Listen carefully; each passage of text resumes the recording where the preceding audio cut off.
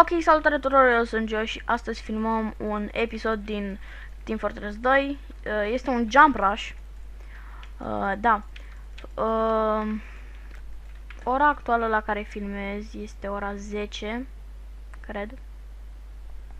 Da.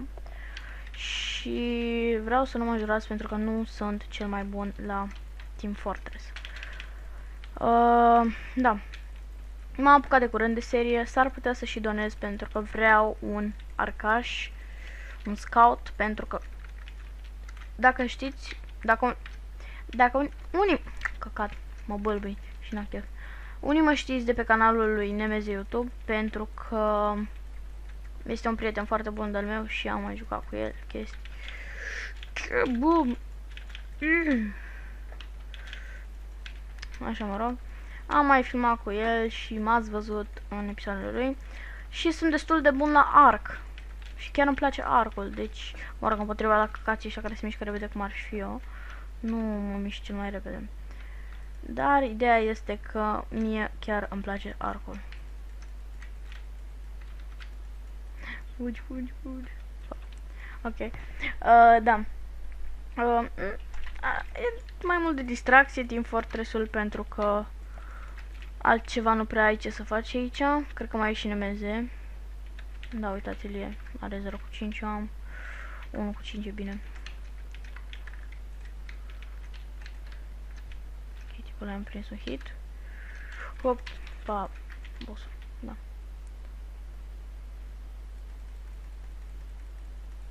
M-am murit pentru că am picat jos. M-am înecat în picioare și tipul ăla o să moară și el. Ok. Este destul de amuzant timp. What the fuck, ce-o băi pe grăsana.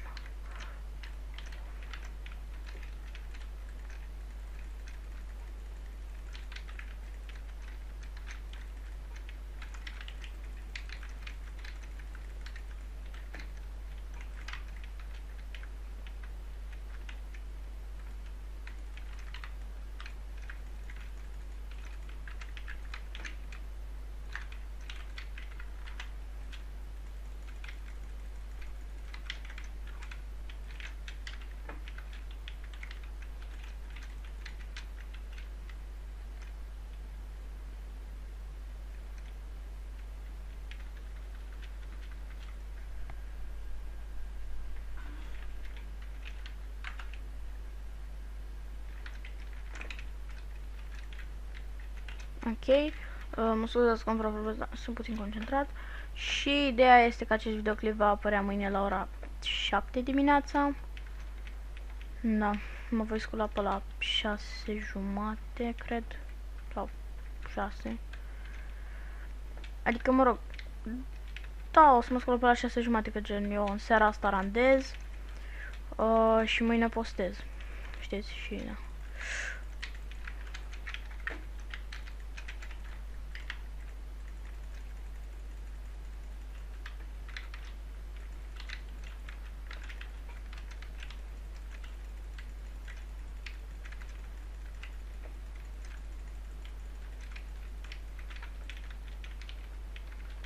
Bun. Haideți să ieșim și noi. Aici, poate. O să de arme. Hop.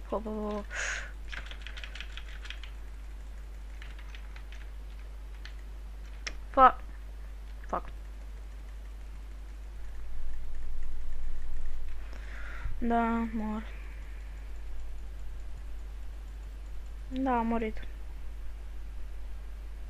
Barbituri. Să fac ce se înjură ăștia pe aici, accentul mortivitiv.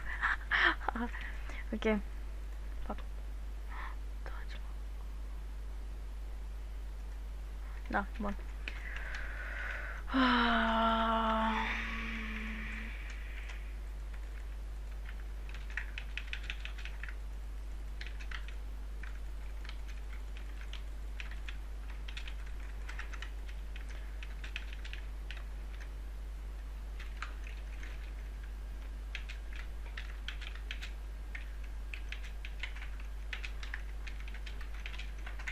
Nu văd tastatura bine.